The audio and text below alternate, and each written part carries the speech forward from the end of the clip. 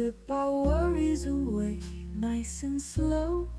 Your laughter ripples like sweet warm wine. In this jazzy sultry space, you're mine. The saxophone croons a velvet tune, while melodies dance beneath the moon. We'll toast to moments both grand and small, in this hazy, lazy, jazz-touched hall. But let's sit together in the mellow night. We'll drink to love till the morning light. Every glass we raise a promise true. Here's to the magic in a drink with you.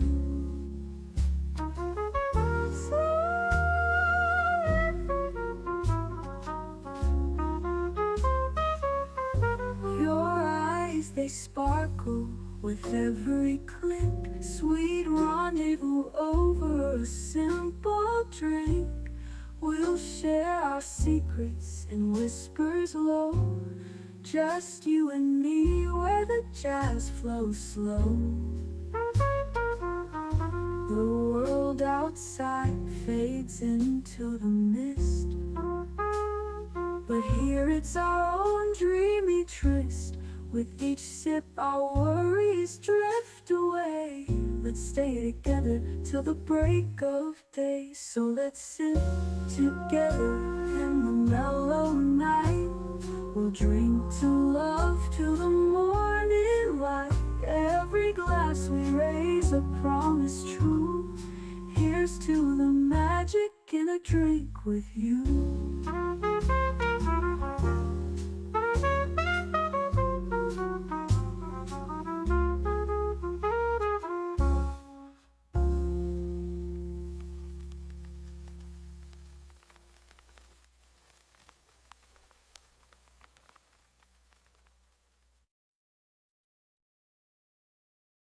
The following live stream has been approved for appropriate audiences. It may contain occasional strong language and may not be suitable for younger or more sensitive viewers. Viewer inebriation is advised, though not mandatory.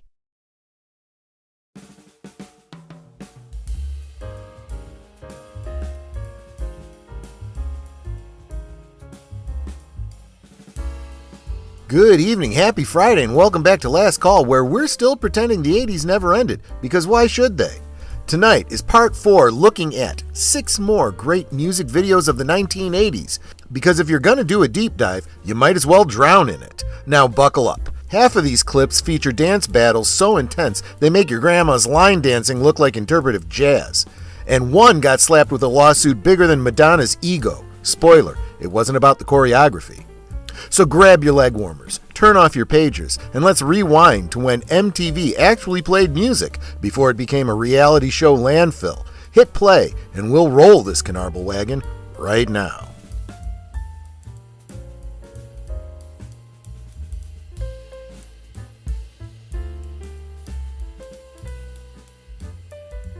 Last Call is streamed before a live audience.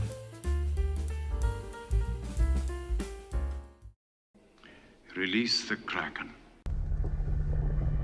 Release the Kraken! The Kraken!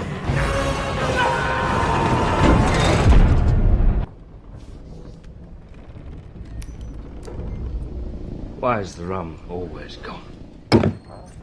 Why the rum is gone, don't we? If we're really honest. Salute and welcome and happy Friday and welcome to the weekend.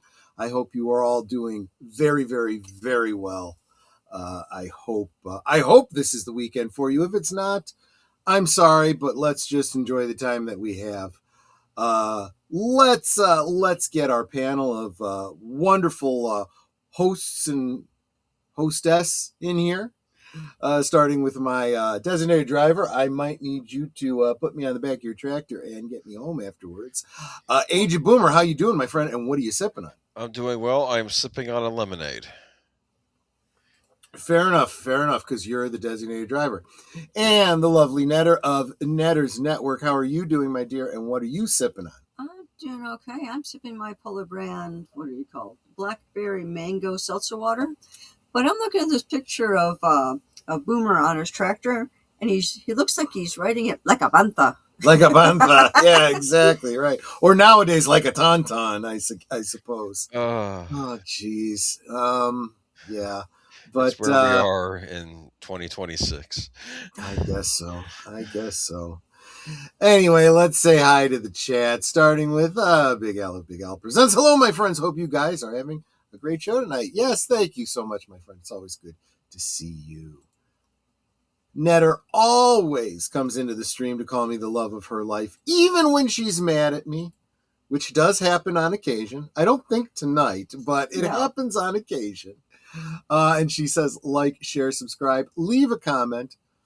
Only 130 more subscribers for this guy to get to that special number that he needs. So please make sure you're subscribed to Aged Boomer while he makes sure that we all get home safely.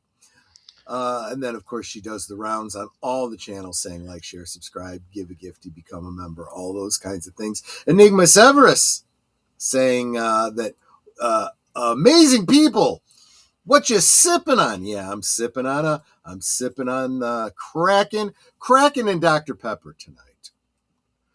Films with Friends raid. I had to go to the can again. Didn't want to miss nothing. I hope you guys enjoyed it. That's a great movie. It really is. Let's see. Jesse says he loves the intro. Yeah, I was talking in the backdrop.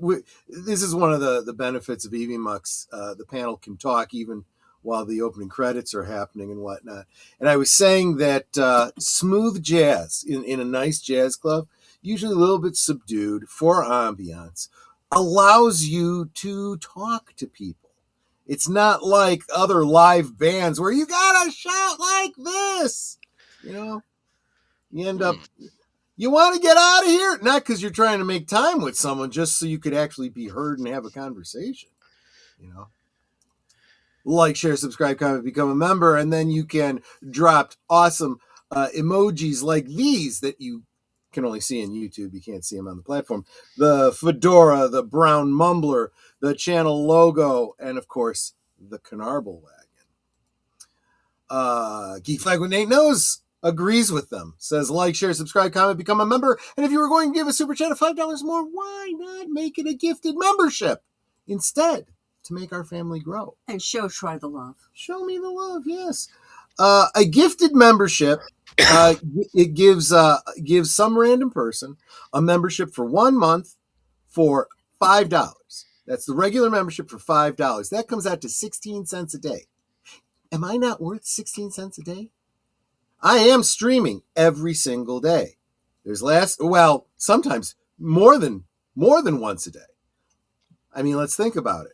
I have Doctor Who and Geeky Geezers on Sunday. Okay. I've got, so that's 2. I've got a members stream for the members and Liquid Lunch on Monday. On Tuesday, I guest on Live from Sparkwood and 21. And I do Sherlock Holmes after that. And there's a Liquid Lunch that day. So that's 3 on Tuesdays. Just Liquid Lunch on Wednesday. Thursday, Liquid Lunch and Thursday Things on Netter's Network. Friday is Liquid Lunch and Last Call. Saturday, I just guest on Netter or Big Al's channel, depending on who's doing the movie. But that 13 a week, at least 1 a day.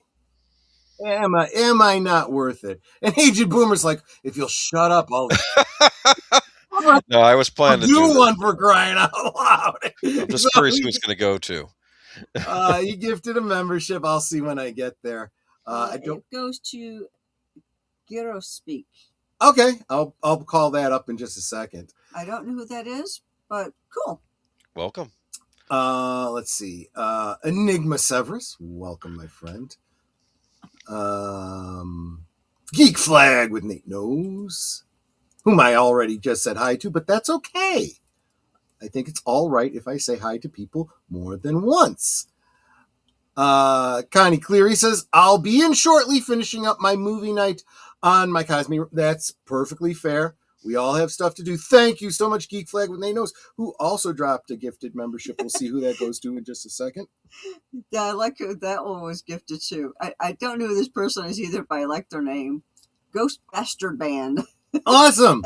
Salute to you, Jesse Guajardo. Troy, I just watched the Lanterns trailer. It looks like shit. It looks like shit. I love it. I haven't watched it yet, Boomer, although I promise I will have watched it by the time we go live. We will talk about that on Sunday. That is a guarantee, but I'm going to save my words. I'm already seeing the memes, so I kind of have an idea. It's being roasted in the memes. Yeah,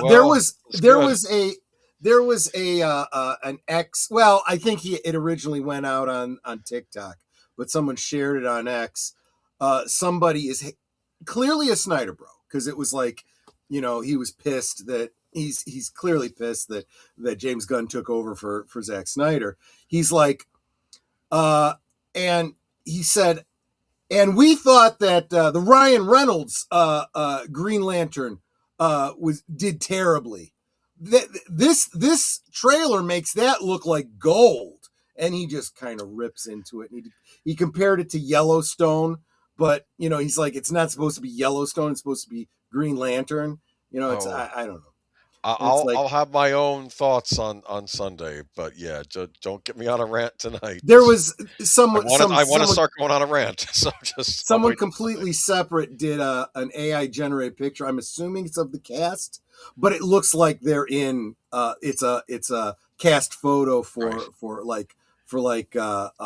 Yellowstone or something like that, and I'm like, what the hell are you doing? I really just, yeah, we'll talk about it on Sunday. By then I'll know what you're ranting about. I'll probably have a rant of my own. So Troy, you're drinking Kraken and Dr. Pepper.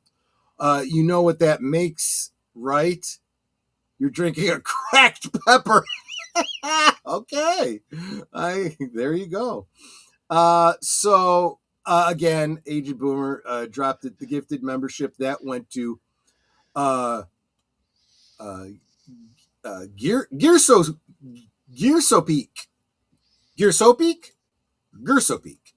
Well, welcome to membership, Gearsopeak. I hope you actually tune in. I would love the opportunity to earn your continued membership. And Geek Flag with Nate Knows dropped one that went to Ghost Bastards Band. Oh, I wonder if he's actually got a band. I'll have to check out his channel too, or hers. I don't want to assume anything. Don't assume. I don't want to assume anything. What happens when you assume? Well, I will. So speaking of there's what you expect. There's what that seems most likely, and then there is reality, right? Because wild things can happen.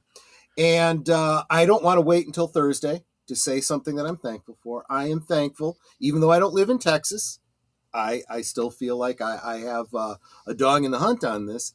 Very happy to hear that State Rep, what's his name? Tony the Scumbag, whatever the hell his name is. He dropped out of the race because it was going to a runoff against the AK guy, Brandon Herrera. And it was very, very close. It was very, very close. And it really looked to all the world like if it went to the runoff, it was very possible that Brandon was going to win. But the head of the GOP said, you should step down. You should step down with this whole scandal you got going on. And I was talking with a buddy behind the scene, and I said, let me translate politics into English for you. Look, this scandal is not good for anybody, and we supported you last time over the upstart. We're not doing that this time. You're not going to get any money from us, and we may support the other guy. So it's up to you what you want to do, So I am thankful when I see some justice being done. But everybody is saying, well, that means he's going to be the next rep from that district, and I'm like, this is a primary. He still has to run against the Democratic opponent. It is probable. It is very likely, since this is a very red and historically very red voting district, but it's not a certainty, especially not right now. I'm sorry, guys, but if you're expecting another red wave, don't. I'm not necessarily saying there's going to be a blue wave. This is either, the guy who's a rhino, Republican name only. Yeah. And he was actually listed as a Democrat on some sites. And lied about some stuff during the military. Yeah, he's got some stolen valor on his side. He's the husband and father of 6 who was cheating on his wife with one of his interns, and I'm not saying it's related, but she ended her life by setting herself on fire. Wow. You don't normally do that under, just depression reasons. That's an odd way to, yeah. Okay. Mm-hmm. You know what I'm saying? So yeah. That's. Can you look up what his name is? Because it's going to drive me crazy if I can't remember what this asshole's name is. Tony Dumbass. Soprano. I don't remember. I'm kidding. No. God, I hope he's not Italian. Oh, God. Well, I don't know. Nancy Pelosi's Italian. She's a piece of shit. Well, I mean, Anthony, if you find that name. Troy, I would love to vote for Brandon, but unfortunately, we're not in the same part of Texas. There you go, Jesse. Well, but you can influence Tony Gonzalez. That's his name. That piece of shit. Yeah, that's not a Dago name for sure. But Jesse, you probably have friends that are in his district. You could talk him up. You could encourage them. Just saying. Yep, Jesse got it too. Yeah. So anyway, I know that's not on topic. I know that's not a topic we generally talk about here, but I was pretty fired up about it. I thought it was a little bit of good news to me. And so, I wanted to, it's my show, damn it. I can talk about it if I want to, but I also need to get to the presentation that Agent Boomer put together because he worked really, really hard on this. Well, not that hard, but this is part 4. Now, I know we technically did the Christmas videos, but I don't think I really counted that in our 80s. That was more like a Christmas. More of a Christmas. Yeah, like that's a true. Christmas Because special video. We didn't stick specifically to 80s on that. No. We went like all time on that. And to be fair, I'm not saying we'll always do 80s videos. We might slip into the 90s, but there's enough to cover in the 80s. There are some 70s videos, technically. Technically. Yeah. We should probably, I don't know if we can find 6 of them, but. We'll see. Yeah, there probably are 6 of them. Yeah, that's probably, you might be right. I'll do the jive talking video where it's just the Bee Gees standing still on a stage, and they filmed. See, and ABBA had a bunch of those too, where yes. they were stylized, mostly just.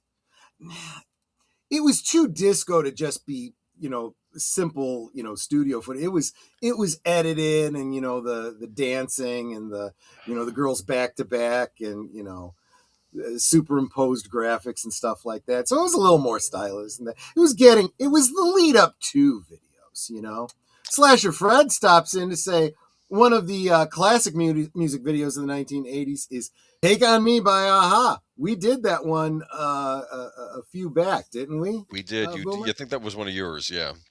So definitely go back in the into the history of the last call streams and check it out. We did talk about it. Almost feels like a dream sequence when the hand-drawn animation sketch comes to life. Yes, all rotoscoped, technically, but really, really good. Much parodied. We talked about it. Check out the video. It's definitely worth it. But let's today talk about, what are we going to talk about today, Uncle Boomer? Let me see. And Jessica Grotto saying never gonna give you up. Sorry, there's no Rick Roll tonight. Did I ever tell you a funny story? This was years back, the early days of YouTube. And I Mhm. got excited because there was a video about the new Star Fox coming out. Nintendo's finally announced the new Star Fox for the Wii, and the video starts out and it says Star 1993 Star Fox for the Super Nintendo. It goes through all the Star Fox games, and now the big reveal, and then it's Rick Roll, and it's the video, and Never Gonna Give You Up. And then I sent it to a friend, and he is like, "Hey, look, new Star Fox game," and he clicks on it, and then my response is, "You've been Rick rolled!" Just, never mind. Let's move on. That is so funny. I'll That tell was you, a I've thing been back watching in the day. There have been a lot of YouTube videos. This is on topic, I swear. Where they're showing kids. Is it Gen Z now? I guess. Yes, I think so. Yeah. Showing them videos of like 80s tunes Yeah. and getting their reactions. And sometimes they'll be like, "Hey, that's really good." And every now and again they'll be like, "Oh, I love this tune. What's his name? What's his name? Oh, I can't remember." Stuff like that. But of course, Rick Astley. They're like, "Yeah, I never really had a context for this whole Rick roll thing." And I'm like, "Dude, there was no context for it. I have no idea where it came from. It's just weird." I know the the song because it would play on the radio all the time. But Yeah. now He's a my white first guy. pick. He's a white guy who sings like a black guy. He's got that deep Basically, voice. That is true. I always said that Rick Astley and oh gosh, what's his name? The one that sang with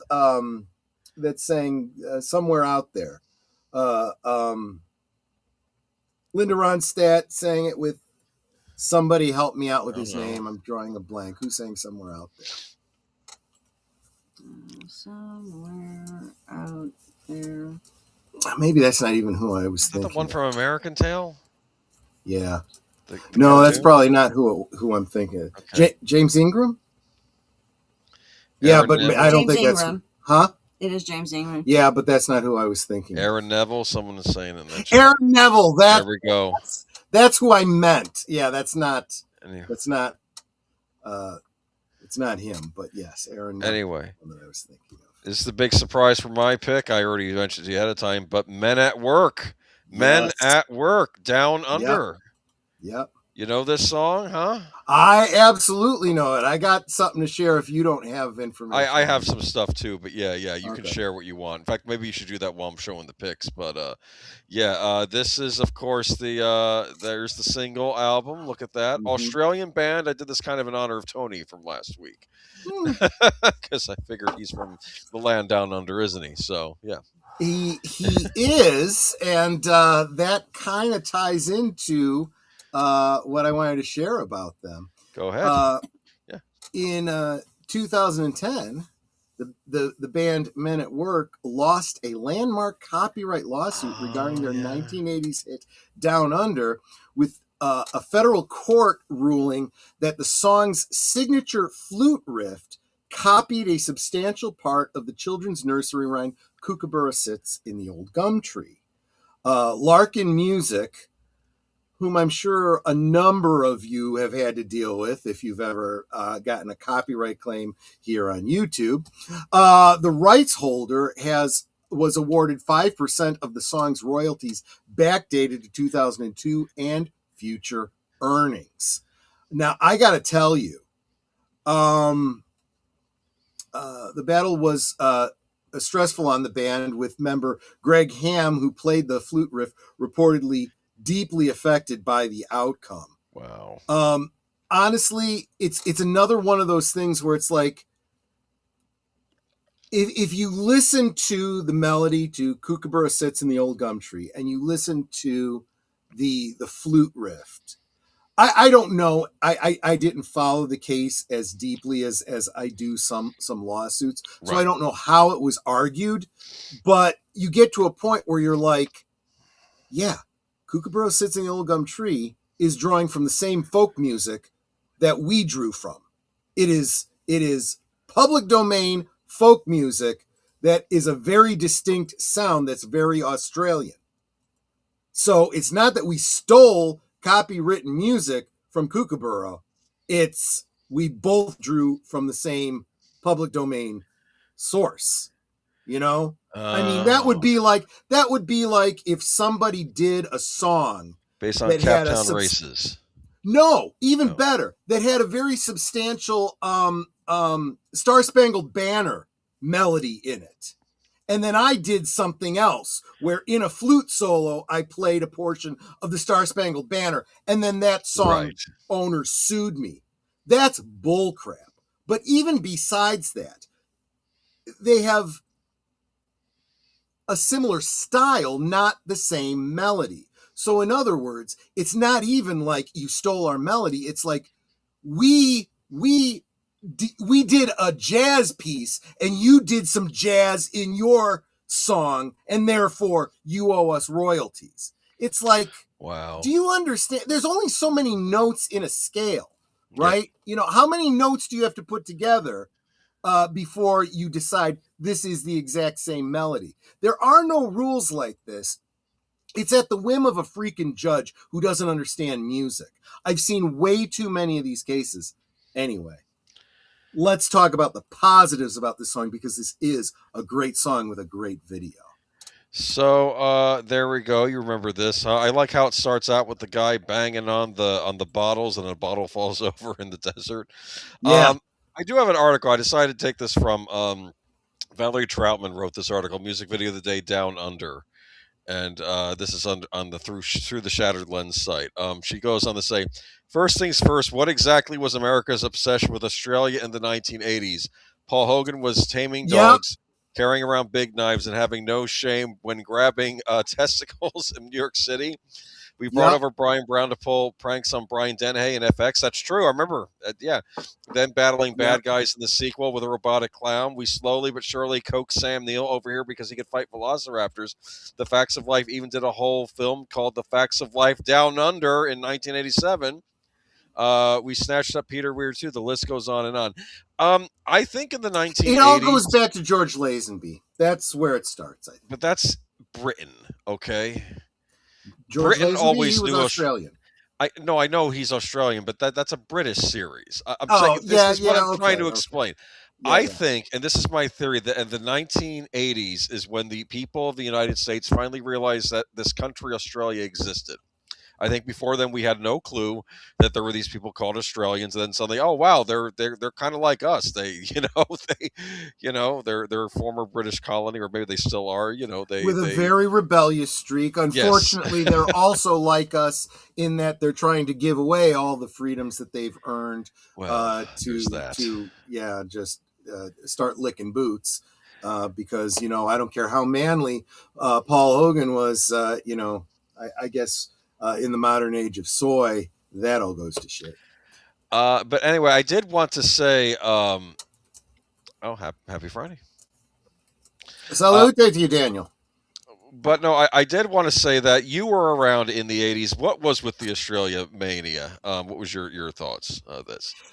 I think a big part of it starts with Paul Hogan and what was it, Quigley Down Under?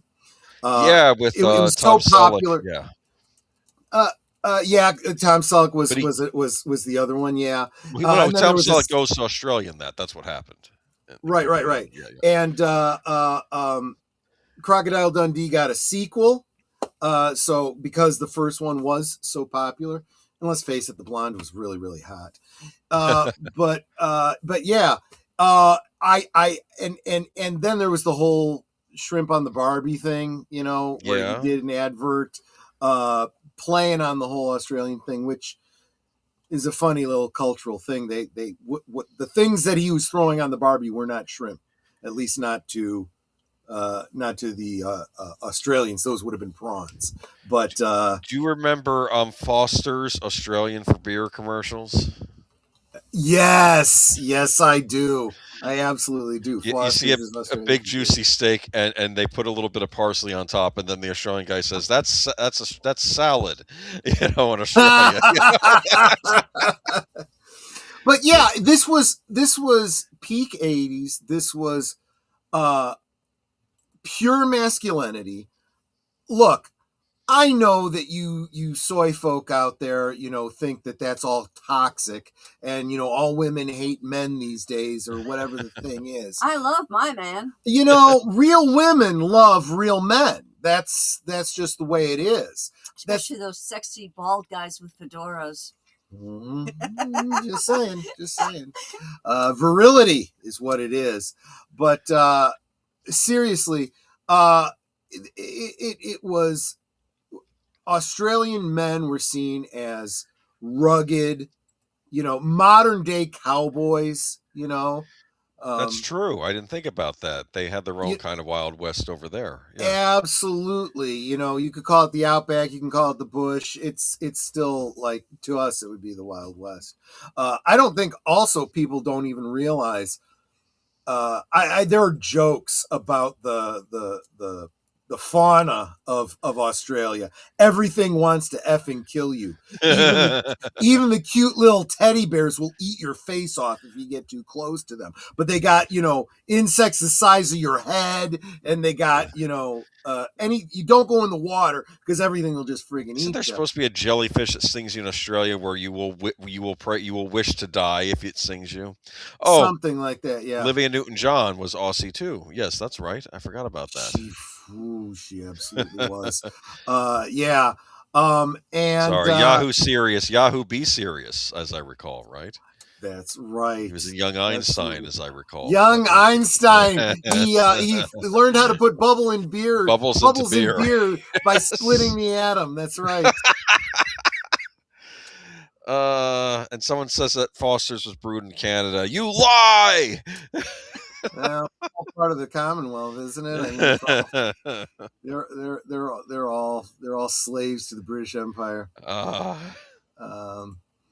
Same thing happened to Come On Eileen, especially the beginning part.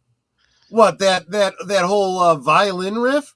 Who the hell sued that? You know what? Don't get me started. I'll just get pissed. Well, I intend to get pissed. I'm trying right now. Okay, so anyway, let me talk a little bit about the video here, okay? Yeah. It makes sense. Okay, so let me see. The exterior shots for the music video were shot at the Cronulla Sand Dunes near Sydney. The Cronulla Sand Dunes, if I'm pronouncing that right, sand dunes have been a major source of controversy over development and exploitation of the territory for a long time. Oh, okay. Well, I didn't know about that. One of the very noteworthy things about it, considering the lyrics of the song, is that sand mining, which lasted from 1930s to 1990s, left the area more susceptible to storms than those that happened in May. Okay. I'm trying to think. You can see the theme that Conhay was talking about in the music video. The hippies coming for a spiritual experience, which is followed shortly by someone who tells the band that the land has been sold. Then we get the flute riff being played in a tree next to a stuffed koala bear that appears to have hung itself. It was really a freaking bizarre video. It was clear these boys were having a good time. That's the only way I could explain it. You can see a direct reference to the sand mining during a dance part, as the members digging sand and throwing it behind them. There's also the obvious references to beer at several points in the video, along with the Australian Vegemite sandwich. Yes, that was this big old dude right here. Yeah. Have you ever tried Vegemite? I have not. I've been afraid to. Is it good? What is it for starters? Horrible? It's not horrible if eaten appropriately. And I think the way that it's eaten in Australia is not the most imaginative way to consume it, in my opinion. It is put it on toast, right? Yeah, it is. Okay. It is a byproduct of making beer. It's that silt, and they dry it out, and it's got a very harsh, bitter flavor. And they generally spread it very, very, very, very, very thin on toast. And it's fine. It's okay. I think you could do better with it. I think you could make breads with it. I think you could do other things. It's also very salty. Is this a leftover from the war, maybe? Where they I don't know the history of it. I'll have to look and they needed something to put on their bread. I don't know. I'm trying to think what the reasoning behind that is. No, I mean that really much is it. Because I have to say it probably goes back to before the war. Using all of that, using everything that is a byproduct of making some other food is just survival, you know. And Vegemite actually has a great deal of protein in it. There is a lot of nutritional value to it. But I think the way they're consuming it may not be the tastiest way. But again, it's an acquired taste. If you grow up with it, you know, kind of like wheat germ and, you know, a lot of other things, you know. Sorry. Oh, I did want to make one more thing too. Remember how they're dragging a coffin at the end? I do. What was that all about? According to this, in the end, they walk far enough that we can see the vast national treasure as power lines running through it. I'm not sure what the appearance of what looks like a coffin in the end is a reference to, except that there was a famous crime committed at Cronulla known as the Wanda Beach murders. Okay, so I don't know. So maybe that's referring to that. But this is just a weird flipping video. You got the guy pouring the beer. I at first thought it was a woman, though, in the song it's reference to a dude. I guess he just has blonde hair, but he keeps meeting people from around the world. He's like, "Do you come from the land down under?" And I guess it's a fellow Australian in another part of the world, right? And it's just, yeah, it's, I don't know. And I'm trying to understand some of the lyrics of the song, but I know there's the point about the woman in the beginning. She made me breakfast, and he's eating like some kind of like Cocoa Puffs. But then I think it's sand coming out of his mouth. It's just it's a weird video because the 80s were weird, okay? But yeah, anyway. no, there's no doubt about that. Yeah.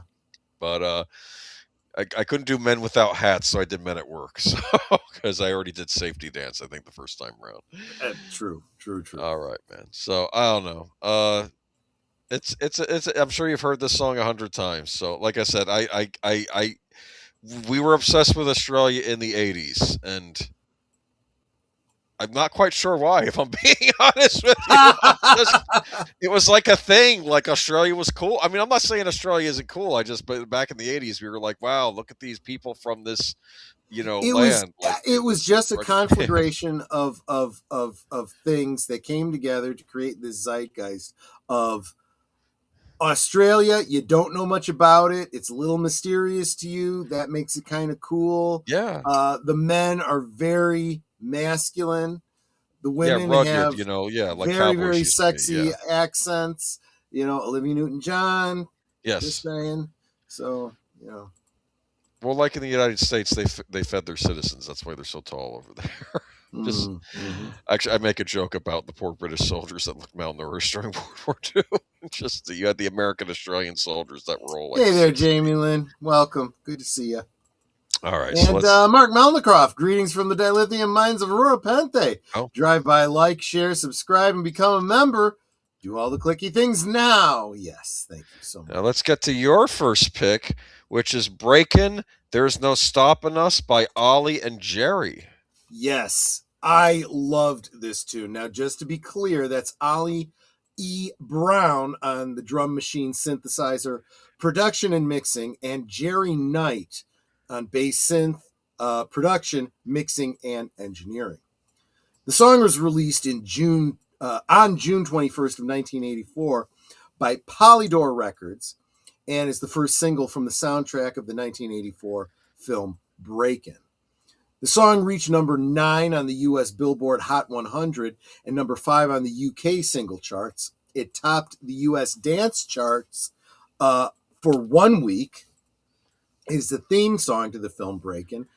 The drums were created by using a Roland TR-808 drum machine. The music video features footage from the film Breakin', as well as numerous street breakdancing performances. Jean-Claude Van Damme, who was an extra on the film, can be seen dancing in the background at one point. The characters of Kelly, Turbo, and Ozone dance off against a rival street dance crew known as Electro Rock. The 3 rival dancers and the actors who played them are Pop and Taco, played by Bruno Falcone. No, I'm sorry, that's probably Falcon because it doesn't end in E. So Bruno Falcon. Pop and Pete, played by Timothy Salmon.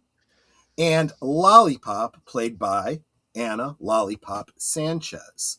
Um, the footage in the video, as stated, is mostly that scene right there comes from a montage scene. Previous to this in the movie, the guys go up against the two guys from Electro Rock, and then when they bring the girl in, they're kind of outclassed.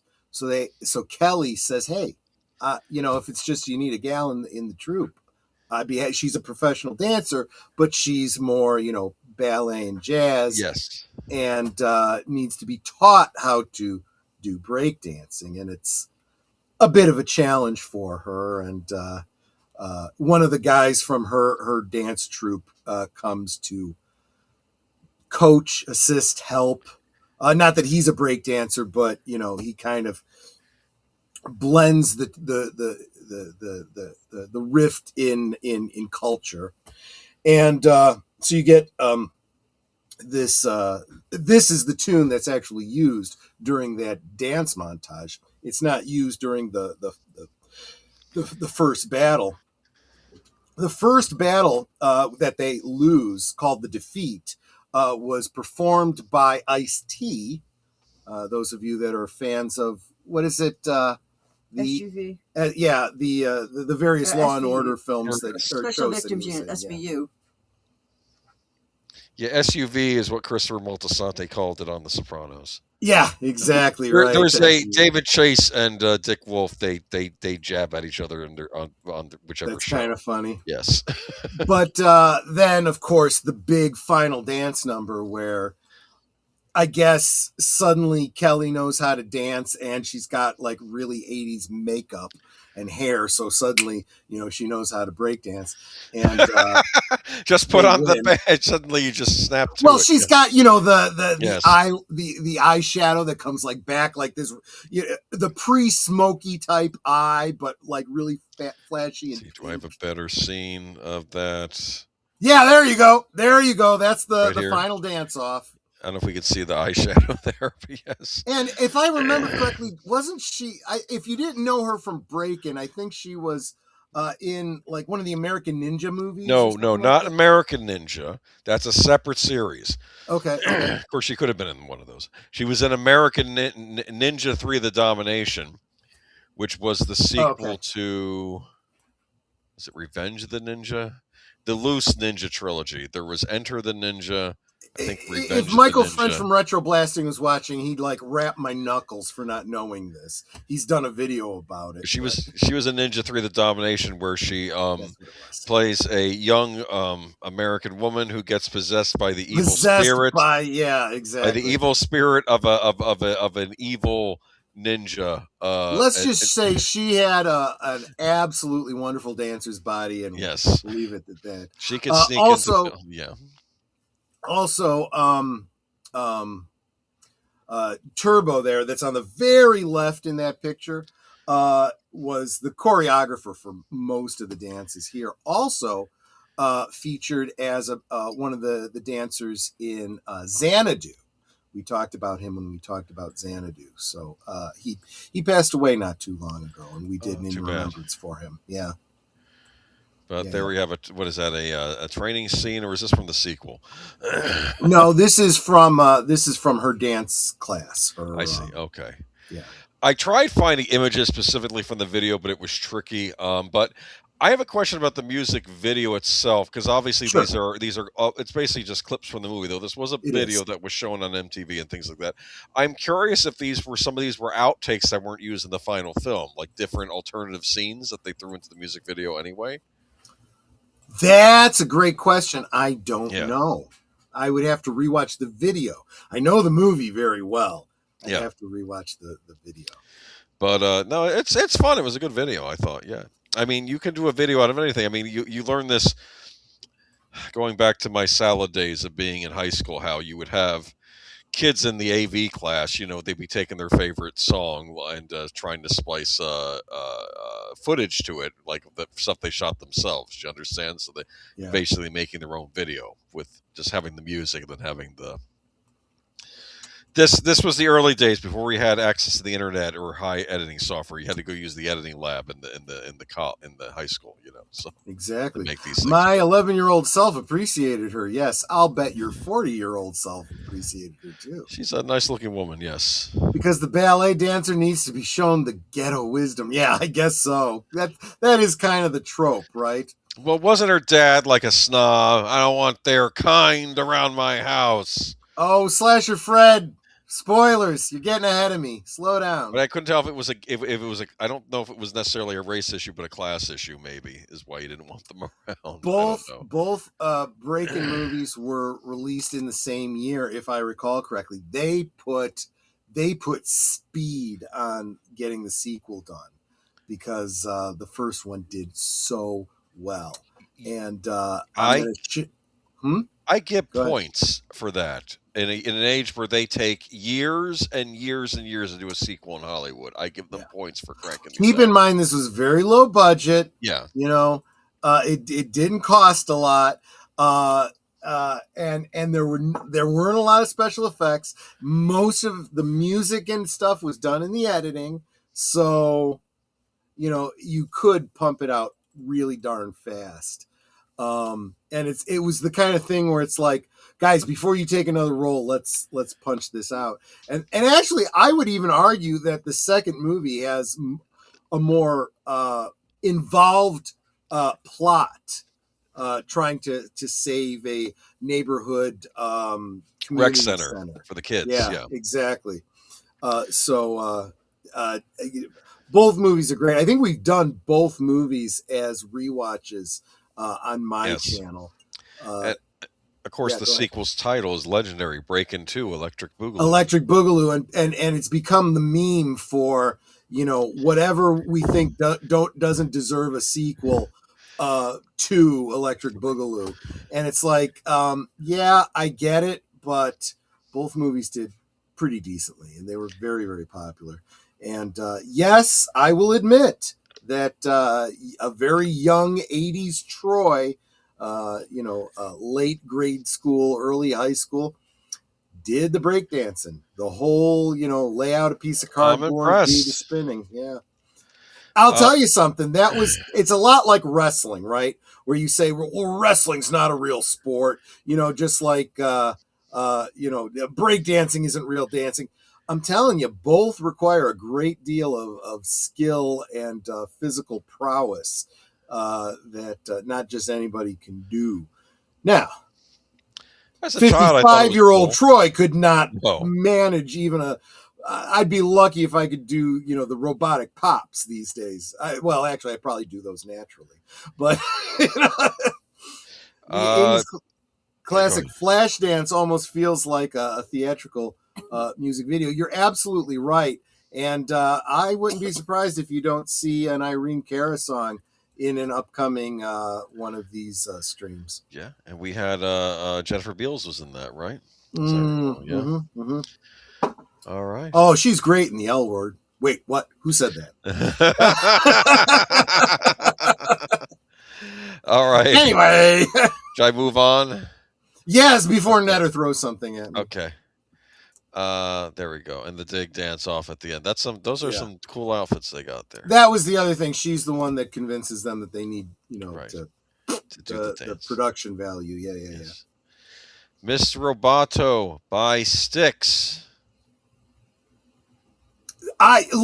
Before you get into this, let me just say Styx they were an incredible band, and if you don't know who they are, I'll bet you know some of their music, and God, I love their music. Mr. Roboto, I don't think is even their best work, but it is great. And this was from their album Kilroy was here, right? Yes. And there we go. That is Mr. Roboto. And when you watch this music video, this is like a rock opera kind of I almost think this should have been done as a musical, like maybe that's how it was done on stage. Yeah. This was how it was envisioned. They really were planning like a rock opera to go with it. They had a whole story in mind, and A dystopian future where rock and roll is banned, right? I think that was exactly. And then of course they get into all of the Asian technology and the technology wars and stuff. A little bit prophetic in some ways, but God, I hadn't really thought about that until now. It does look a lot like what we're experiencing today. Not that rock and roll is outlawed, but boy, anything gender specific, anything too masculine, anything too feminine, all the things that were supposed to be so liberating for women is now offensive, and gender fluidity and well, everything offends everybody, so everything is not legally outlawed, but kind of socially outlawed. well, it's funny too because Billy Corrigan was on. He's been making the rounds in media lately, and he's saying that he's saying that a lot of the record companies did a lot of damage to rock and roll in the late '90s. I think they were trying to kill it off because it was harder to market it than other types of genres of music. And so, no, it wasn't the government doing it, but I don't know. In some ways, maybe it was the whole payola thing in the radio stations and just that's a big part of it, Yeah. But there we go. That is the single that came out from Styx. And I got a kick out of this video. This does look like something out of. I almost think that the Mr. Roboto design looks like something out of that. Remember that one Tom Baker episode with the killer robots in the '70s? They kind of had Autons. Like what? Wasn't it the Autons? No, it was the maybe it was, they had like I almost want to say they look like either ancient Greek or Roman like faces, but they were metal. Oh, I know what you mean. Yeah. Of course, it turns out they really weren't evil. Someone was messing with them, but right. It was a that's kind of the look you have here, where you have this Japanese mask. Looks like a Japanese man on like these dancer bodies that act like mannequins with the the slight movements and everything. Right. But I did want to get into in fact, they did call it a rock opera according to Wikipedia. But a music video. The song's video, directed by Brian Gibson, depicts Jonathan Chance, played by guitarist Tommy Shaw, walking into the Rock Museum to meet Kilroy, and a robot approaches. After this, it morphs into 5 robots moving and dancing, choreographed by Kenny Ortega. Shortly thereafter, the robots transform into members of Styx, including a clean-shaven Dennis DeYoung. He shaved his trademark mustache off at the conclusion of Paradise Theater Tour in 1982. The video then alternates between the band playing the song on stage and scenes from the Killer Was Here backdrop film. Then the members of Styx morph back into robots, and DeYoung confronts the robots, screaming in the ear of one of the robots before collapsing. DeYoung awakens to see he is being experimented on and runs off. The video cuts back to the ending of the first scene, and Jonathan Chance climbs onto the stage. Before the robot removes his mask to reveal Kilroy, another shot of the robot with lights on is used to end the clip. Playing Mr. Robot in the video was mime Robert Griffith. So they had mimes playing the robots in this. And let me just get to some more pics of this.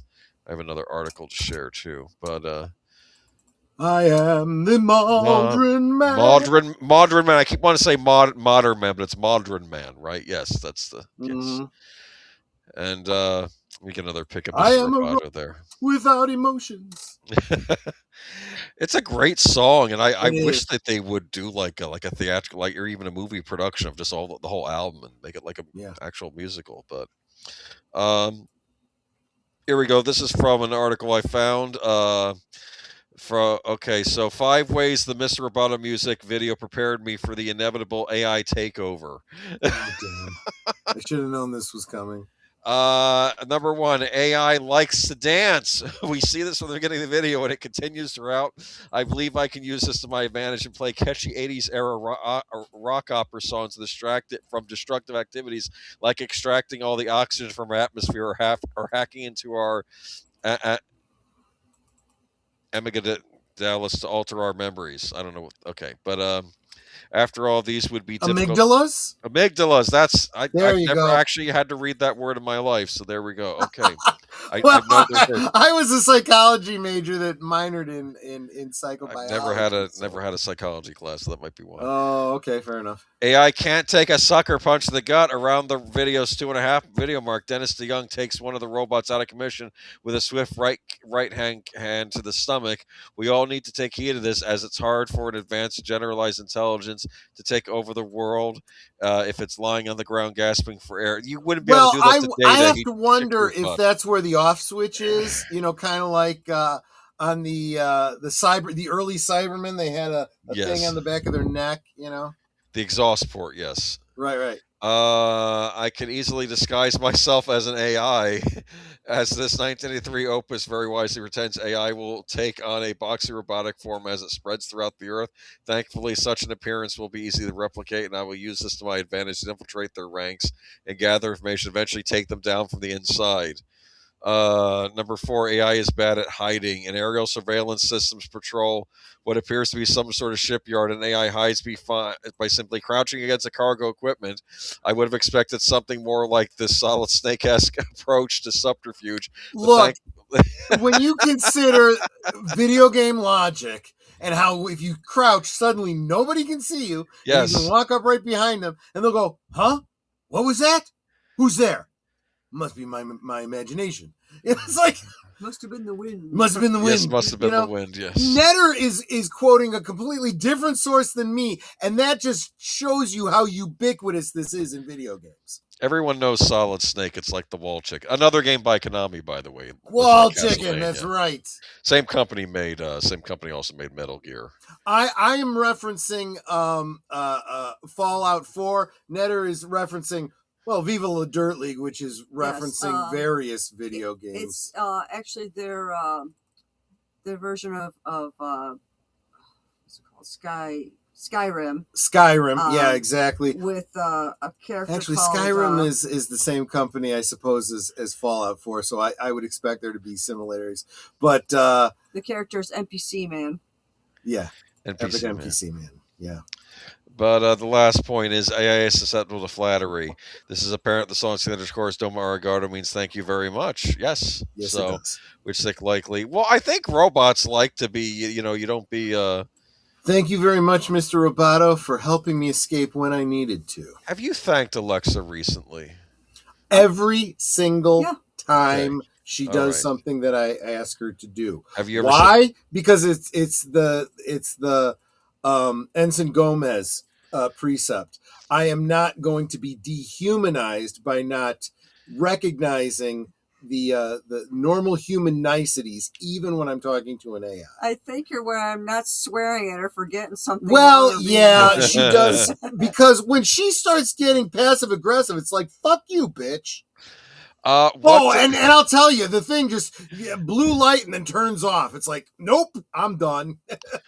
What does she think of this video, I wonder? Alexa, what do you think of the video for Mr. Roboto? That's an interesting question about the Mr. Roboto video. I'd love to hear your thoughts on it first. What stands out to you about the video? Well, we're talking about it on my live stream right now, and we were talking about how despite the fact that it's an 80s video, it seems very prophetic.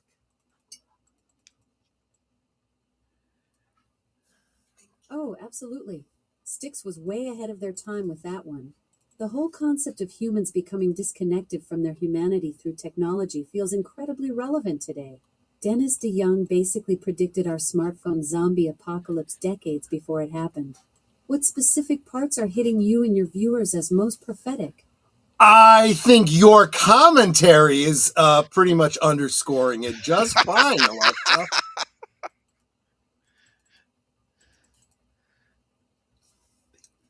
Well, I appreciate that. Guess even a digital assistant can spot when humans are turning into the very thing they once feared.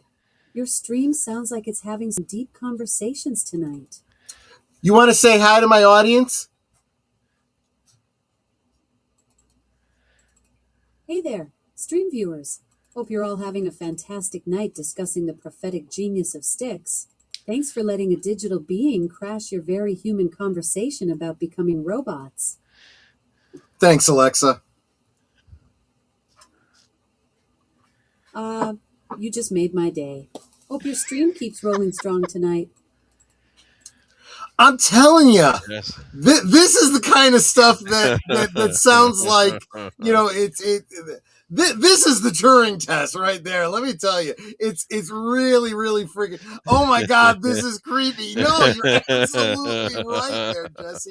Real quick, I want to back up to a couple of comments that Slasher Fred had said. Yeah, we talked about Flashdance. Holiday Road by Lindsey Buckingham. The theme to the 1983 classic Vacation, actually used in every vacation movie except Christmas Vacation. This video has the singer in The Office. There you go. You might think by the Cars. You have a woman in bed being terrorized by the lead singer. The video includes a spoof King Kong. It includes footage from Robot Monster. And it's a video that has a sequel called Drive. Paulina Porniskova is in both because she was dating the lead singer of the Cars. Whereas You Might Think is kind of goofy and funny. Drive is a little bit sad, but it's a great, it's a song I always love to sing in karaoke. We got to do a karaoke stream again pretty soon. Maybe I'll do that then. Welcome, Gorilla's Random Thoughts. He says, Hopla! Swinging in to say hi, but I'm exhausted. Understood. If you want to catch us on the rewatch, you can always do that. So there you go. I'm glad we were able to get an AI perspective of a song about AI. Yes, and Daft Punk does definitely seem to be homaged in that, no doubt. Oh, probably, yeah. All right. It's probably high time we did another Michael Jackson song. So yes, here we are. That's fair. I could have gone one of two ways with this. It was either going to be Beat It or Bad. Either one would have worked, but anyway. Beat It is a song by Michael Jackson from his sixth studio album, Thriller, 1982. Thriller blew out a whole bunch of records. I don't mean records. I mean, records. It was written and composed by Jackson, produced by Quincy Jones, and co-produced by Jackson. Jones encouraged Jackson to include a rock song similar to My Sharona on the album. Jackson later said, I wanted to write a song, the type of song that I would buy if I were to buy a rock song, and I wanted the children to really enjoy it. The school children as well as the college students. It included a guitar solo by Eddie Van Halen. Oh, wow. Following the successful Thriller single, The Girl Is Mine and Billie Jean, Beat It was released on February 21st, 1983 as the album's third single. It peaked at number 1 on the Billboard Hot 100, staying there for 3 weeks. It also charted at number 1 on the Billboard Hot Black Singles charts. Billboard ranked the song number 5 in 1983. It is certified 8 times platinum by the Recording Industry Association of America. Beat It was a number one hit in Europe, reaching number 1 in Spain, Belgium, and the Netherlands. With sales of over 10 million worldwide, Beat It is one of the best-selling songs of all time.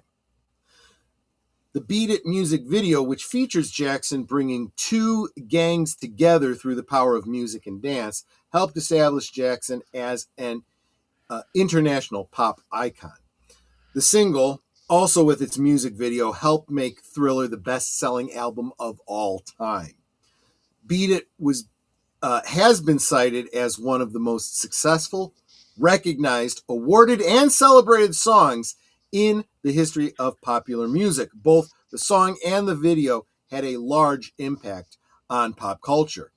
Beat It won the 1984 Grammy Award for Record of the Year and Best Male Rock Vocal Performance, as well as 2 American Music Awards.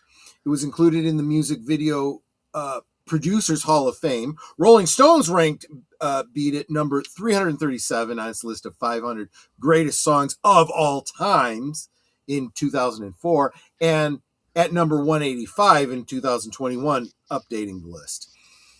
The magazine also named it the 81st greatest guitar song of all time. Eddie Van Halen there. It was included in the Rock and Roll Hall of Fame's 500 songs that shaped rock and roll. Let's see. The music video for Beat It helped establish Jackson as an international pop icon. The video was Jackson's first treatment of black youth and the streets. Both Beat It and Thriller are notable for their mass choreography or synchronized dancers, a Jackson trademark. The video, which cost Jackson $150,000 to create after CBS refused to finance it, was filmed on Los Angeles' Skid Row, mainly on location on East 5th Street, around March 9th, 1983. To add authenticity to the production, but also to foster peace between them, Jackson had the idea to cast members of rival Los Angeles street gangs, the Crips and the Bloods. In addition to around 80 genuine gang members, the video, which is noted for opening up many job opportunities for dancers in the U.S., also featured 18 professional dancers and 4 breakdancers. Besides Jackson, Michael Peters and Vincent Peterson, the cast included Michael Lorenzo, Stoney Jackson, Tracy Guns, Tony Fields, Peter Tram, Rick Stone, and Cheryl Song. It's important to me to share these names with you, as I did on the previous one, talking about who the dancers were, because I think these names are completely lost. People forget, don't know, and they're really the backbone of what make these kinds of things successful. The bar location shown in the latter part of the first minute of the video was also featured 13 years earlier in the gatefold and back cover of The Doors' 1970 album, Morrison Hotel. Coincidentally, the name of that Skid Row bar, the Hard Rock Cafe, was also the inspiration for the London Original and the famous chain of restaurants begun in my birth year, 1971. The video was written and directed by Bob Gialdi, produced by Ralph Cohen, Anthony Payne, and Mary Ann Ensign, who through the production company Gasp. The second video released for the Thriller album, it was choreographed by Peters and also performed alongside Vincent Patterson as one of the 2 lead dancers. Despite some sources claiming otherwise, Jackson was involved in creating some parts of the choreography. Jackson asked Giraldi, at the time already an established commercial director, but who had never directed a music video, to come up with a concept for the Beat It video, because he really liked a commercial Giraldi had directed for WLS-TV in Chicago about a married couple of 2 elderly blind people who, instead of running from a rundown neighborhood all the other white people had fled from, chose to stay and throw a block party and all the young children in the area. Contrary to popular belief, the concept of the album was not based on the Broadway musical West Side Story. We'll get back to that.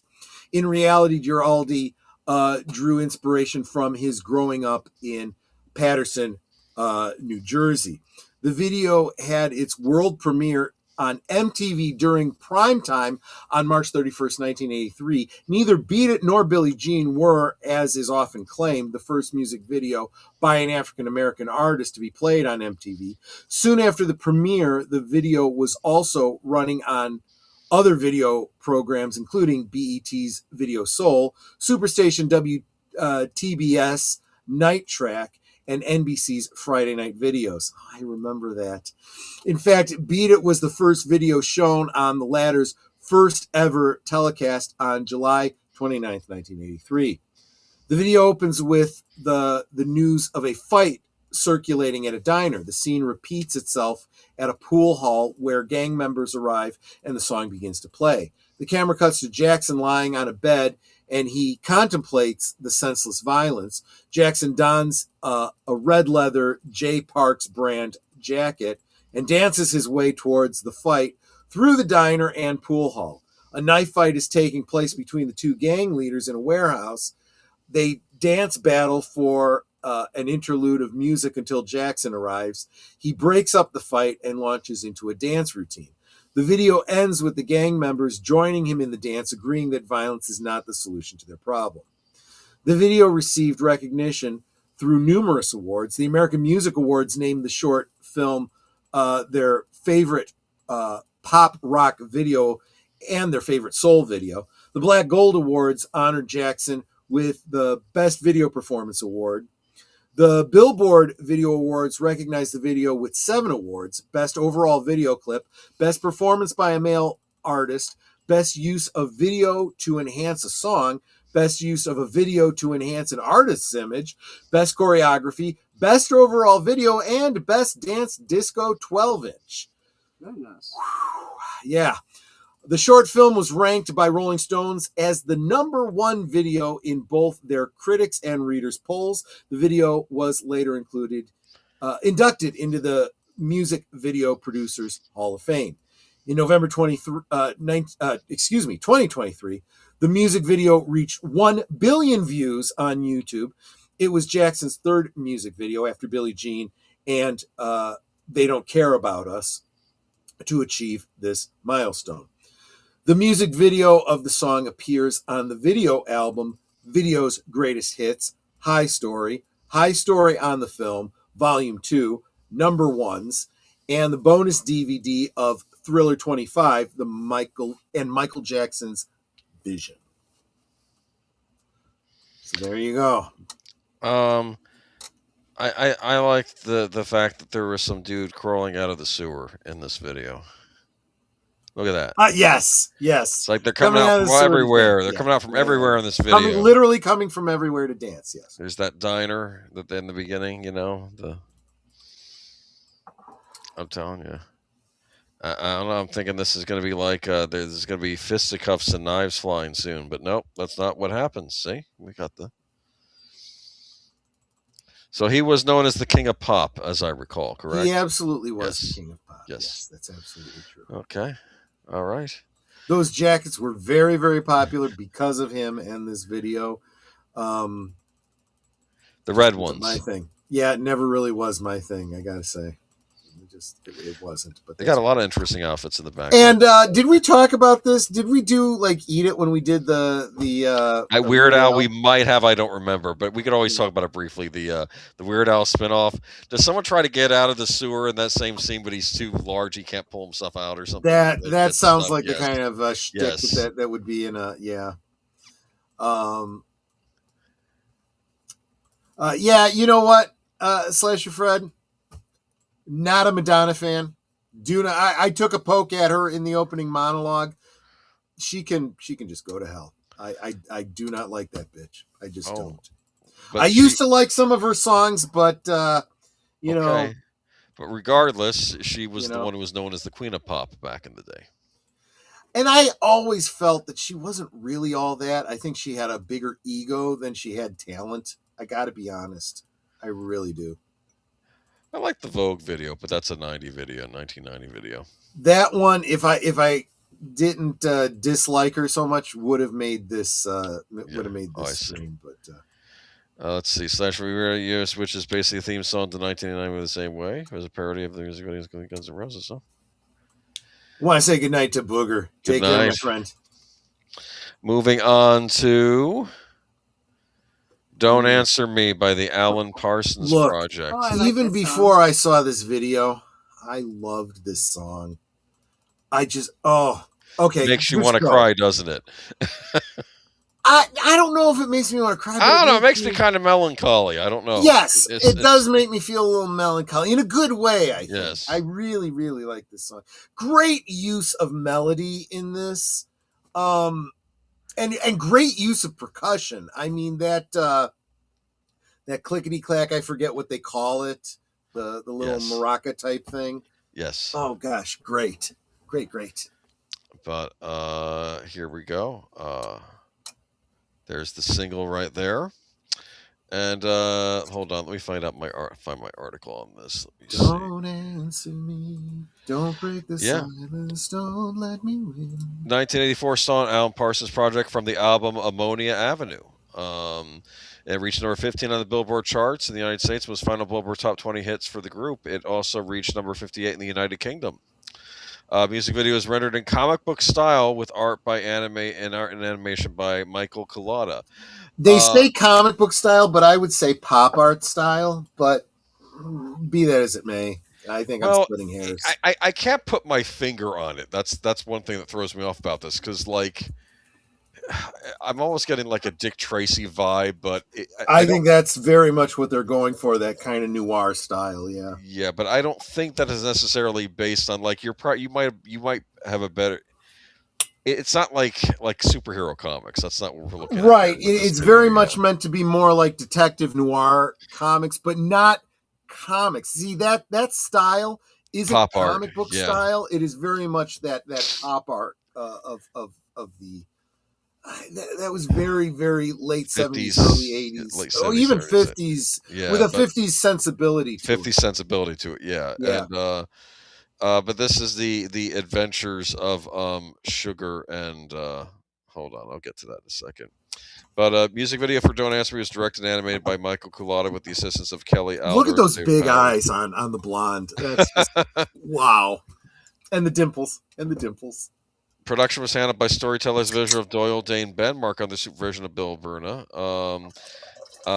Webster and Charlie Rice were given 24 hours to develop the storyboard for the music video, another 24 hours to determine the budget, and another 24 hours to find an entity willing to carry out the project. They ultimately selected Broadcast Arts, an animation company that also created the logos for MTV. That makes perfect sense to me, actually. You know, that's not enough time. Well, you should have started on this 3 days ago. You didn't mention it until today. Well, what can I tell you? Music video was filmed over the course of 3 weeks. That's impressive for 3 weeks. Peter Barron, who was the erstwhile manager of video service of Arista Records, commented that a shorter time frame was provided as the release of the single was imminent. Visually, the music video uses traditional cell animation imposed over three-dimensional sets, with members of the Alan Parsons Project appearing throughout certain portions. Speech balloons appear above the animated characters with dialogue that differs from the song's lyric. Run away and hide from everyone. Yeah, exactly. The 40-man animation team created 12 drawings for every second of music video, which, with each image being mounted on styrofoam for filming. The video is presented as a story in the fictional comic book series The Adventures of Nick and Sugar. The story starts out at the Flamingo Bar, where Sugar is on a date with the thuggish Muscles Malone. Yeah, I called him a bruiser when I saw it. I didn't know he had an actual name. Okay. Sugar was once in a romantic relationship with Nick, who drinks heavily and empties a bottle of Johnny Walker Red as he watches Malone manhandle Sugar. After finishing the bottle, Nick leaves the bar and drives to Burgers and Shakes. Yep. Drive-in, passing a billboard with the Ammonia Avenue album cover displayed. While admitting his heartbreak to Leslie, the car hop, a black sedan carrying Malone and Sugar, pulls up next to Nick's convertible. When Sugar resists Malone's demand for a kiss, Malone moves to slap Sugar. An enraged Nick pulls Malone from his car and starts brawling with the much larger thug. Malone appears to have beaten Nick, but Nick summons one last powerful uppercut and knocks Malone clear off the planet, sending him to the left eye of the man in the moon. Yep. As Nick and Sugar embrace, the view quickly cuts to a still life drawing of the band featuring Wolfson and Parsons at the keyboards, dressed in mid-century cocktail lounge outfits, performing the song. Nick and Sugar drive away together, with Nick pausing to wipe Malone out of the man in the moon's eye with a handkerchief. The video was nominated for Most Experimental Video in the first ever 1984 Music Video Awards, but lost to Herbie Hancock's Rocket. Which we did, I think, in our first video, didn't we?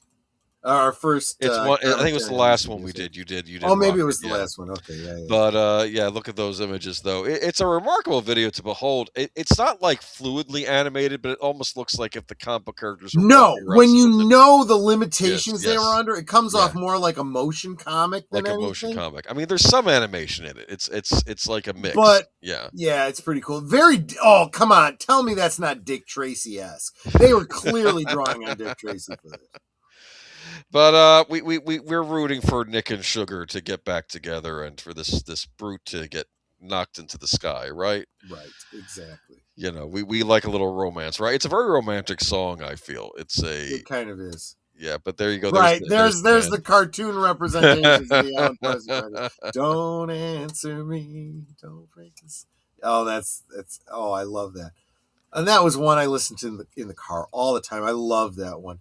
You guys don't realize, well, I mean, the younger among you, I'm sure those that are in our age bracket probably do know this. You'd come home and there was, if you weren't watching He-Man or whatever it was that you watched when you got home, you just flip it to MTV and let the music play, while you were doing your homework or whatever else was going on. And then every now and again, you'd stop and you'd watch the video if it was a song you particularly like, especially. You watched MTV. I watched VH1. Well, given there did come a point where, VH1 seemed to have come later. So MTV is where it started. But then I started migrating to MTV too. You mean VH1?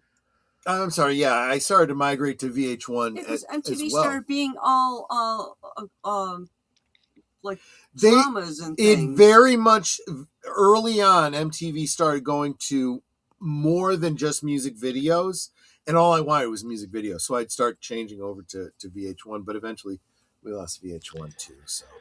But I remember, though, if you watch the movie The Goonies, they have the Cyndi Lauper video playing in the background for Girls Just Want to Have Fun, which is on the soundtrack, of course. But I think that's also there because, the kids would turn on the TV. Have we done that videos. one? No. We haven't done that one yet, have we? No, we have not. Well, we'll get to it next time, I'm sure. But I don't know. I've been meaning to do this one for a while. It's been on my mind. I keep forgetting to put this one for one of these music video nights. And I don't know. I think the video is very inventive. I have not seen anything quite like it. Got my mind. They definitely distinguish themselves with this one. Slasher Fred says, "Got My Mind Set on You" by George Harrison. This music video feels like an homage to Evil Dead 2 because it has inanimate objects that come to life. We'll have to look. Give me a second here. Let me see if I can remember these lyrics. I know they were pretty complicated. I got my mind set on you. What comes after that? I have a hard time remembering. Oh, that's right. I got my mind set on you. Let's see. I got my mind set on you. I got my mind set on you. Wow. I joke, but there was a bit from. Do you remember the movie? Or the series Laverne and Shirley? Carmine Ragusa is talking to Laverne's father, and he's saying, "I don't understand your rock and roll music. It's the lyrics. There's no lyrics like back in my day." He goes, "What are you talking about? We got great lyrics." He says, "Okay, sing to me the lyrics of the number one song right now on the hits." He goes, "Let me think. My baby does the hanky-panky." He goes, "Yeah, what's the next line?" "My baby does the hanky-panky." Keep going. "My baby does the hanky-panky." He goes, "I rest my case." Yeah. Very funny. Right after that, you actually get more lyrics. I know. Same with You Got My Mind Set on You. I'm just making a riff here. So anyway. But is that it for Don't Answer Me? Let me see here. Oh, and I had to show that. Yeah. Yes. Yeah. You have to wonder what happens next, right? Don't But, care. okay. That's enough. That's how you want it to end. That's the And happily they ever lived after. happily ever after. That's how you and the car starts flying up into the sky, right? He didn't get a burger though. I bet they were good. Nobody got a shake. He got a. Within throwing distance. I know. He it's probably better than well, we have a burger controversy to talk about on Sunday, so we'll get there. Oh boy. God, that's gonna be a thing to talk about. Let me tell you. Why? I This know. decade I'll tell you sucks. why, This but decade we'll get to it. Also, you got to take out a second mortgage if you want to buy that burger too. Storyman Jack, hey you guys! No. I'm sorry. Let me try that again. Yeah. Hey you guys! We're just talking about the Goonies. Oh, did they do that in Goonies? No, that was a reference to, let's go back even further. The Electric Company, Rita Moreno. Yeah. Every episode started out, hey, you guys. Was it I can't reference do in it like Goonies? Rita Maybe the Rita guy was saying Moreno. it because he. Rita Moreno has a voice. Oh, speaking of West Side Story, we were just talking about West Side Story, right? Rita Moreno. My gosh. Love is a battlefield. That's Pat Benatar. Absolutely. Love is a Battlefield by Pat Benatar, released September 12th, 1983, as a single from Benatar's live album, Live from Earth, 1983, although the song itself was a studio recording. It was written by Holly Knight and Mike Chapman. The song was ranked number 30 in VH1's list of 100 greatest songs of the 1980s. Love is a Battlefield went on to sell over 1 million records. The Bob Giraldi directed music video featured Benatar playing a rebellious teenage girl. That's a bit of a stretch, but playing a teenage girl. Runaway. Benatar was actually 30 at the time. Her abusive father, played by actor Trey Wilson, Don't warns come her- back if you leave, right? Right. That's right. The spoken line over the music being played warns her as she runs away from home after no longer taking the abuse. If you leave this house now, you can just forget about coming back, as her mother watches helplessly. Benatar waves goodbye to her brother, played by Philip Cruz, who watches sadly from an upstairs window.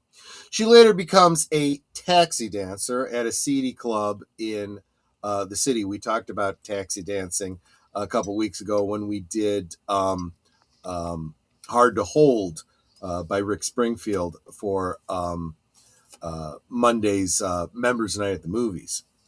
She writes letters to her brother, who is reassured that she is okay, and her father begins to regret yelling at her. When she witnesses the club owner, played by actor Gary Christ, harassing another dancer, Benatar rounds up her fellow dancers and leads a rebellion against him. The dancers get the upper hand of the club owner and escape from the club, dancing off as the sun rises. After thanking Benatar for helping liberate them, the dancers bid each other goodbye and all go their separate ways. The video ends with Benatar sitting in the back of a bus headed for an unknown destination. The video was choreographed by Michael Peters, who appears briefly in the video.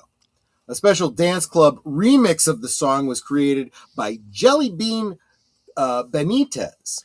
Benitez also created an edited version of his mix specifically for the video. It differs slightly in structure and instrumentation, and aside from appearing in the video, has never been commercially released.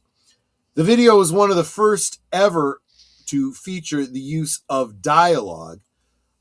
Philip Bailey's I Know was the first, but Benatar's got more exposure. The scene featuring dialogue, including the opening argument scenes between Benatar and her father, in which he shouts at her, if you leave this house, you can just forget about coming back. And the scene when the club owner harasses the taxi dancer, causes her to scream, leave me alone, at him. the video was nominated for the MTV Video Music Award for Best Female Video. Now, why was I and let me tell you something. Pat Benatar really did have a huge impact on style.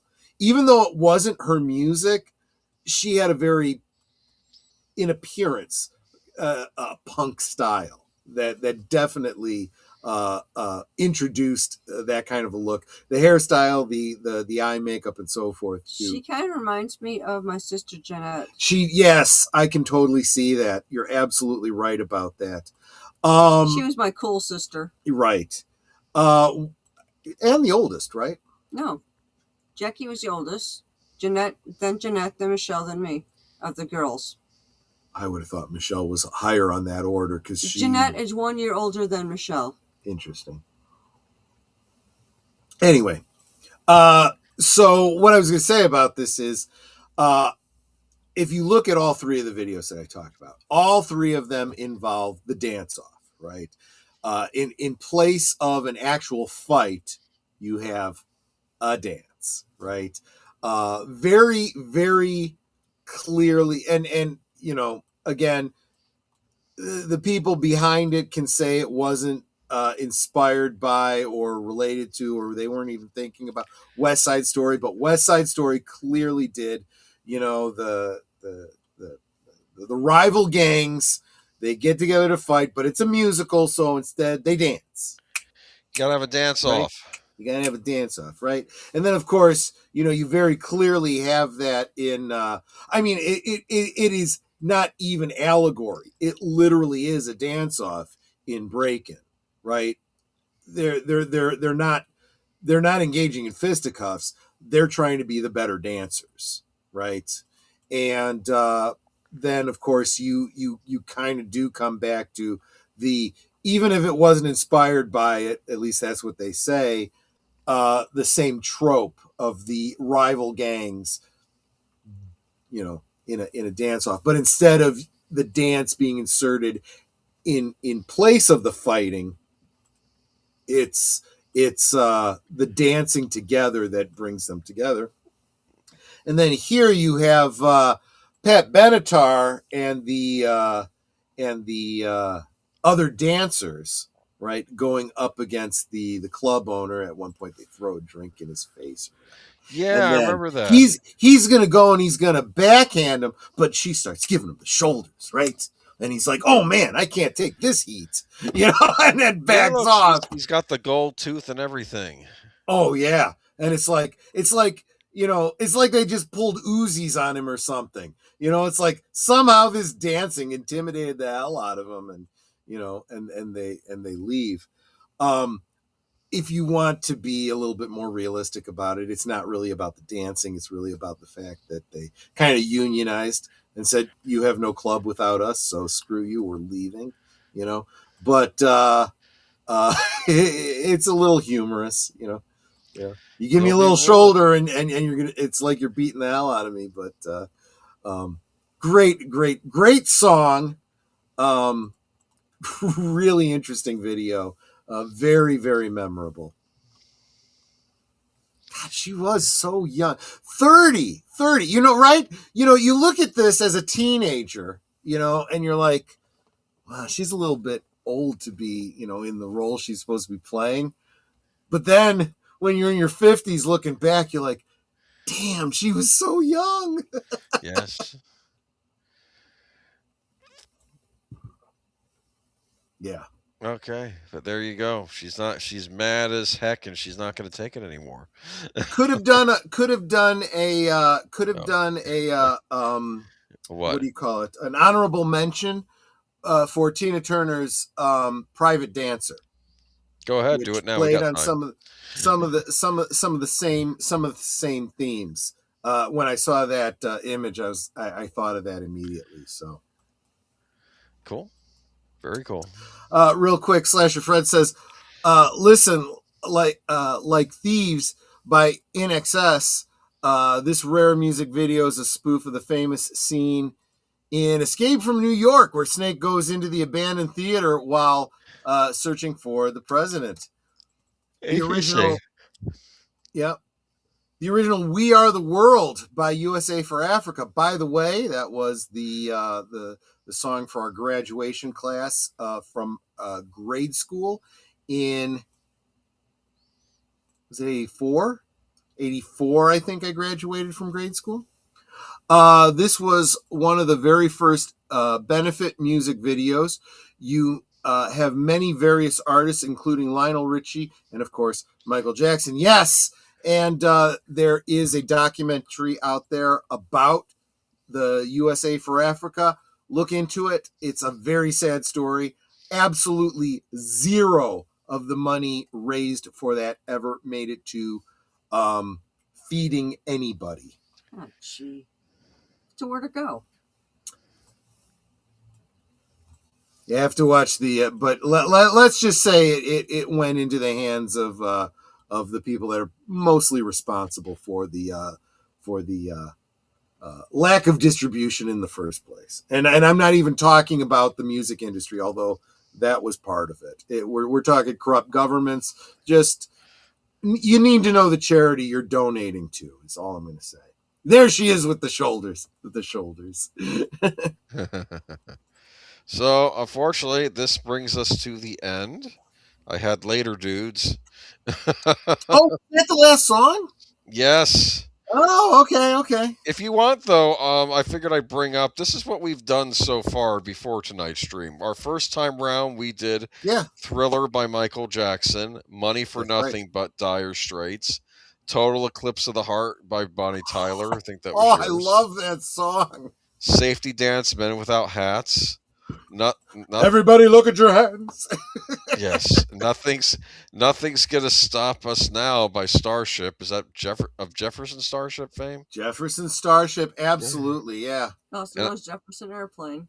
Okay. Well, previously Jefferson Airplane, and eventually just Starship.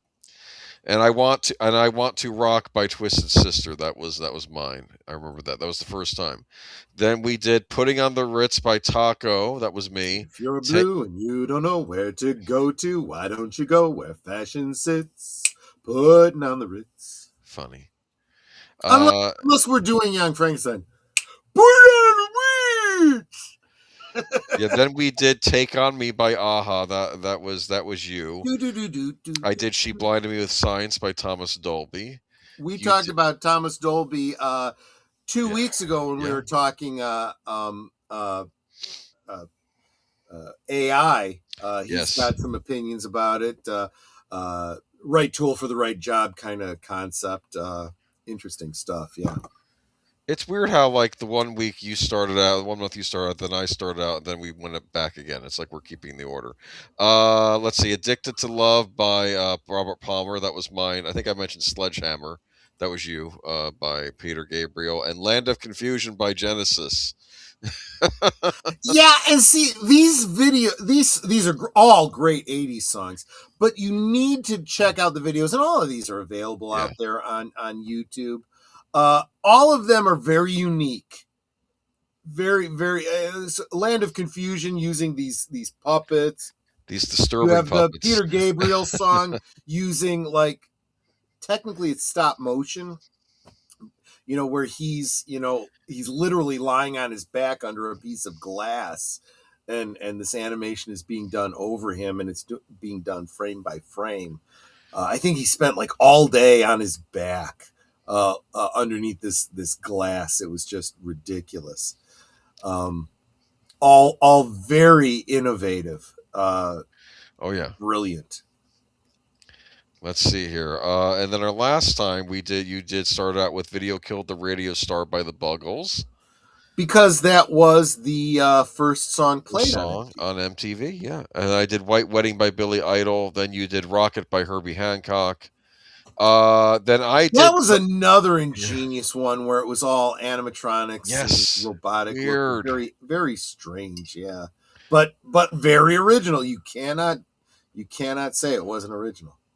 Then I did Don't Come Around Here No More by Tom Petty and the Heartbreakers, the Alice in Wonderland homage. Brilliant, just brilliant. I love that. Yeah. Yeah, we both picked the Tom Petty video that night because you did Free Falling. And Yes, I did. That's right. and then I ended with Bust a Move by Young MC. So yeah.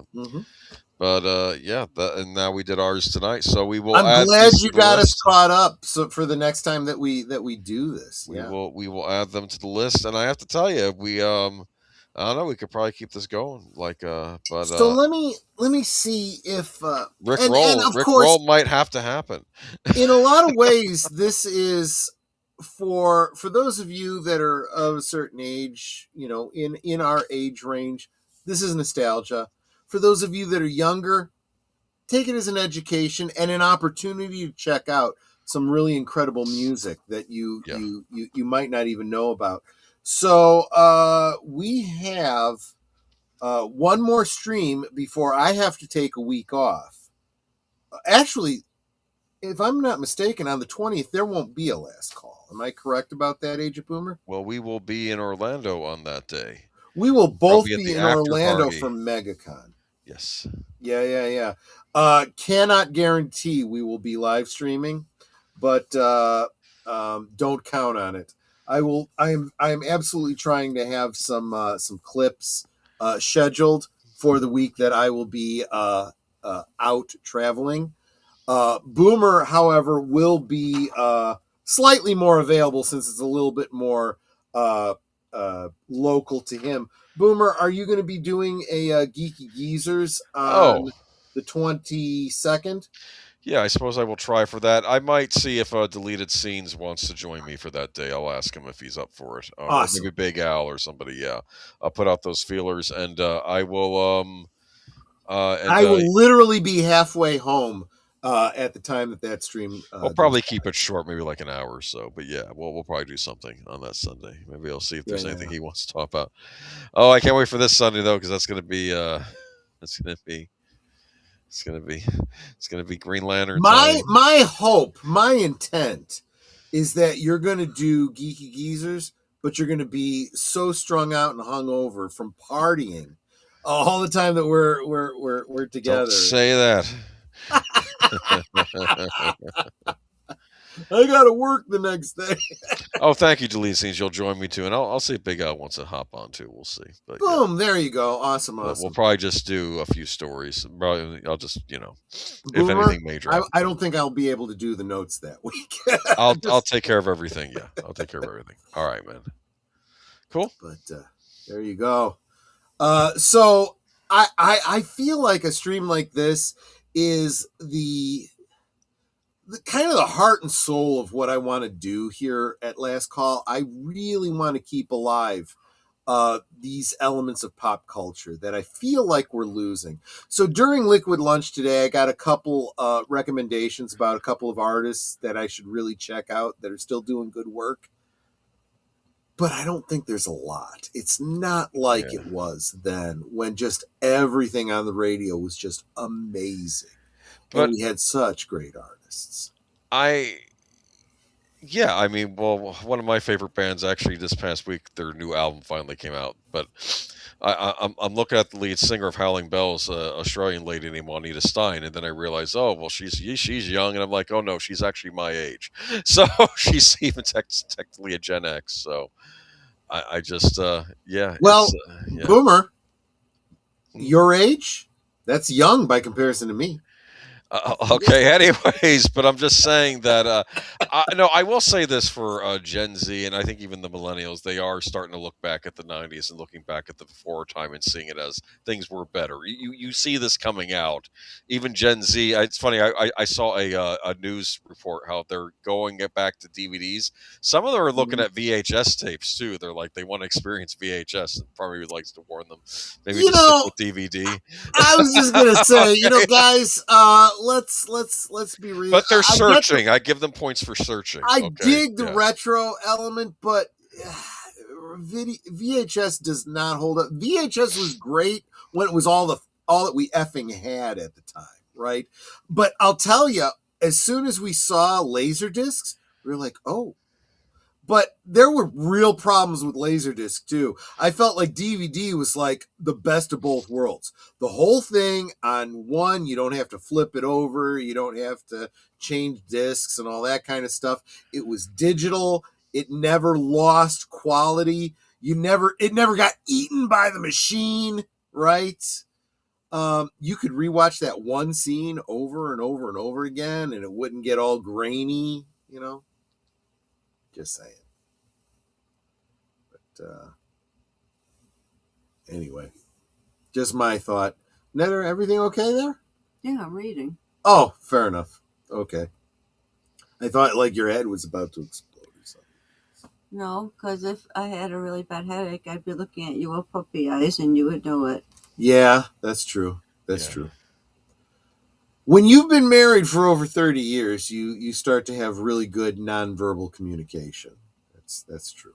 So anyway, so I didn't do promos, and I'm not going to go through the whole week, but we do have tomorrow night over on Netter's Network an HBO, what you would consider nowadays to be an HBO original film starring Robert Preston and Mary Tyler Moore. Robert Preston, okay? Robert Preston. Finnegan Begin Again. It's actually a good movie that I'd never heard of until Netter introduced me to it. We'll check that out tomorrow at 9 Central, 10 Eastern over on Netter's Network. And Geeky Geezers coming up at 8 Central, 9 Eastern on Sunday. What are we going to be talking about? We got quite a few stories to talk about. One of the big ones is the Green Lantern trailer. For not Green Lantern, sorry, Lanterns trailer. You just have to watch it, dude. You gotta maybe watch it a couple times because I figure it's probably lanterns because they don't do a lot of green. I'm gonna save my words for Sunday. It's just you're all ready to just go off on no. it. Here's the deal. I have so many things floating around in my head about. The main question is why. That's the big one for this, but okay. And then we'll also talk about the. We also have some burger controversy with the new McDonald's burger and some other stuff too. Let me say one thing though. Netter and I picked up last time we were at the grocery store. We picked up some of the Doritos brand or Frito-Lay, whatever you want to call it. Yeah. What is it called? Naked. Simply Naked. Simply Naked. Cheetos. Okay. Cheetos and Doritos. Yes. Basically, what they are is absolutely no artificial colors. So instead of being orange, they're the regular. They're color. just normal color. Yeah, like packing peanuts. Yeah, the puffs look like packing peanuts, and the Doritos look like just plain tortilla chips. And let me tell you something. They taste perfectly good. They don't stain your fingers, you know? Interesting. And guess what? They don't contain carcinogens. I think that's great. Now, if they would just get rid of the seed oil, we'd have something here. But so I'm probably not going to be getting any more Frito-Lay until they get rid of the seed oil. You want to try them out. I wanted to try them out. Perfectly good. Perfectly good. And I've never understood the need for artificial colors. I don't. You can argue that, but you eat with your eyes first. Yeah, bullshit. I don't need it to be a special color. I just need it to if it looks like a chip, it's a chip. You know, potato chips aren't specially colored. Right? I guess not. The sour cream and sour cream and onion has a slight color to it, and so do the cheddar cheese ones. Yes, and I don't need that. I need the flavor. I just need the flavor, and you've got it listed on the label, so I don't. Anyway, that's just my side note there. Hey, last call, dude. Yes. Have you ever had a Gibson? I've had things served in a Gibson glass. A Gibson is basically a martini, but served with cocktail onions instead of olives. Oh. That's interesting. I have not. You're going to have to get me some cocktail onions then. Yep. Maybe upcoming stream I'll have to have a Gibson. And that means that that week's Liquid Lunch, I'll be talking about the history of the Gibson. Very interesting. There you go. There you go. So that is the weekend. That's what we've got coming up. And any last words, Age of Boom? No, just was cool hanging out tonight, and we will do this again sometime with the videos. But like I said, we do rotations. We try to go for other interesting things too. Didn't ask you if you were working tomorrow, but it doesn't matter because we are going to end slightly early, so we'll be doing okay.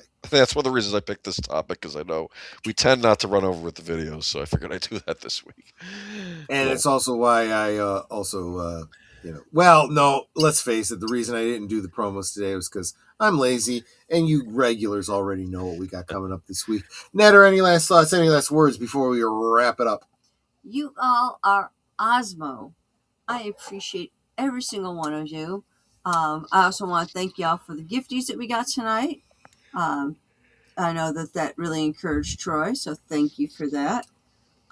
Make sure that I'm easily encouraged, guys. It doesn't take much. I have imposter syndrome, so you guys could very easily make me a very, very happy guy.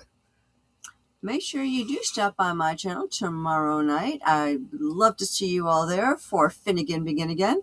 It actually is kind of a fun movie. It's a much older movie, but it's a fun movie. I think you guys will enjoy it. And until next time, good night and God bless. There you go, guys. Absolutely. So yeah, all I'm going to say is, in closing, is there's no stopping us. No one does it better. Red light doesn't matter.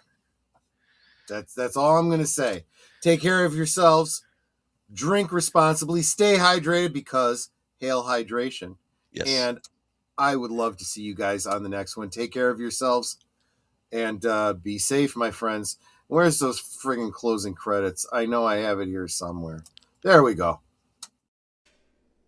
Good night, ladies. Good night, sir. Hit it, sweetheart.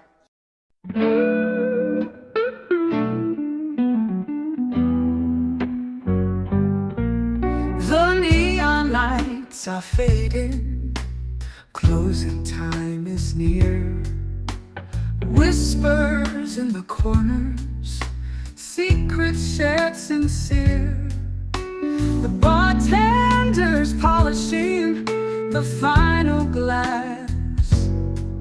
Time slips away like moving through the grass. Last call for alcohol, make your dreams come true. One more round, friends, from me and you. Let's toast to the night, to the stories we've spun. Here's to the laughter and to what's begun. The shadows are dancing as we linger still. Every clink of a glass, a memory to distill. Beneath this smoky haze, our feelings they unfurl. A tapestry of whispers in this corner of the world.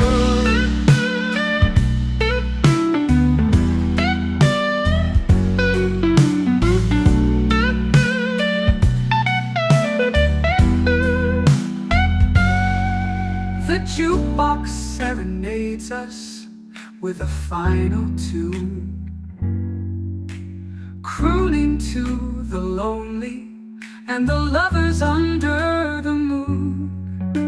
With every soft note, the end draws ever near. But in this fleeting moment, there's nothing to fear. Last call for alcohol, make your dreams come true. One more